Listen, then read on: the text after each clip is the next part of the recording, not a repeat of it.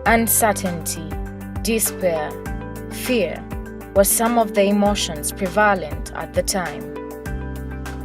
Despite the challenges the sector was facing, we would not give up. We had just turned 20. Even though many other organizations had scaled down operations and some even closed, we were still open. We were reflective, anxious, and hopeful. Were the 20 years of citizen-centered investment worthwhile? Were we still relevant? Was our work still of value? What was the health of the sector, and how did it affect our operations? We decided to go back to where it all started. We decided to go back to the citizen. 2018 was about reconnecting with those we claimed to represent. It was about staying relevant and cementing our position in the sector. It was about consolidating our gains and making strategic decisions for the future. We decided to assess ourselves and refocus our energies. Our desire to reconnect with our major stakeholders took us places and offered new opportunities. In collaboration with our sub-national partners, we immersed ourselves and sections of local government in the communities where we worked to find out exactly what issues the citizens felt relevant. Rather than decide on our own what would inform our advocacy, we intentionally sought their opinion. Their thoughts and ideas were the basis for which we would focus our work in the coming years. With our advocacy, we work to strengthen child rights governance with UNICEF, and in celebrating the Universal Children's Day, a 9-year-old girl was our mistress of ceremonies, and we creatively adjusted the conventional NGO sessions to suit children. We held regional advocacy sessions, learning events, and trainings for local government officials, media, and various stakeholders in the child rights sector. We engaged with and raised awareness on key policies: the NGO Act 2016, the Social Protection Policy, the Anti-Money Laundering Act of 2013, the African Charter on Democracy, Elections and Governance, and the Sustainable Development Goals. Our work on the SDGs saw the production of the 2018 Civil Society Report on SDG implementation in Uganda. On the humanitarian front, we offered leadership and hosted the Humanitarian platform for local and national organizations with support from Oxfam.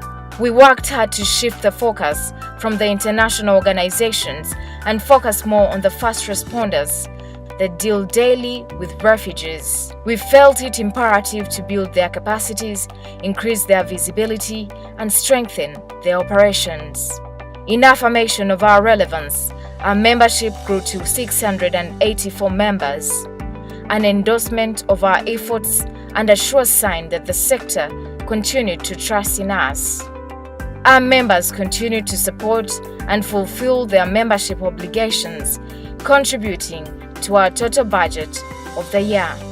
We strove to offer leadership at a time when the operating environment for civil society was even more volatile, and the shrinking space had many worried. We strategically continued to engage with the Ministry of Internal Affairs and the National Bureau for NGOs. We engaged with several other government institutions as well. When infractions in the rule of law occurred and basic freedoms of the people saw curtailment, we did not keep quiet.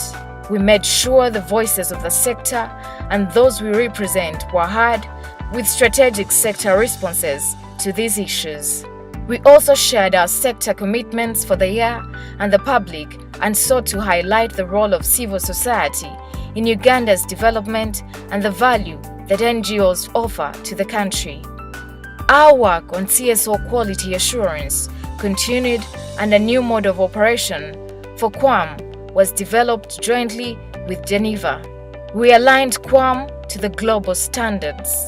In direct response to the reduced funding of the sector, we leveraged our partnership within and outside the country to amplify the importance of local fundraising and mobilizing support, and deliberately pushed for a move from conventional type of donors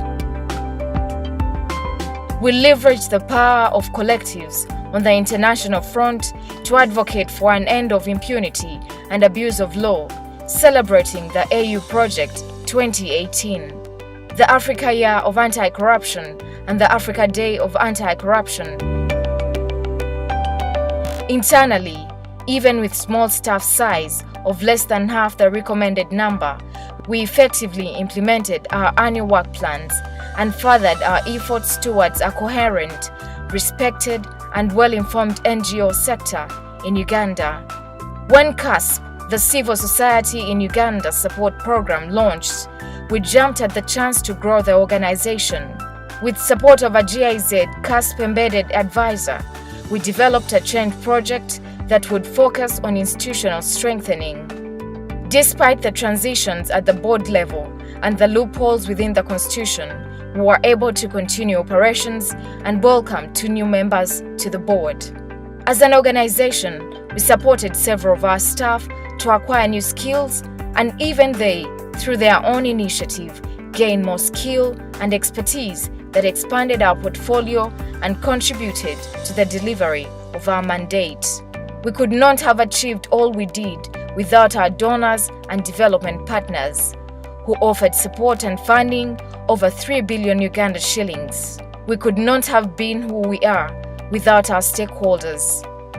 Our 21st year was a productive one, armed with citizen-generated issues for advocacy, continued support from our membership, sections of government, donors and development partners. We are more than hopeful.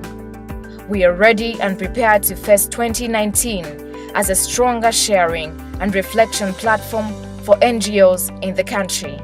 The citizen is now even more central than ever before.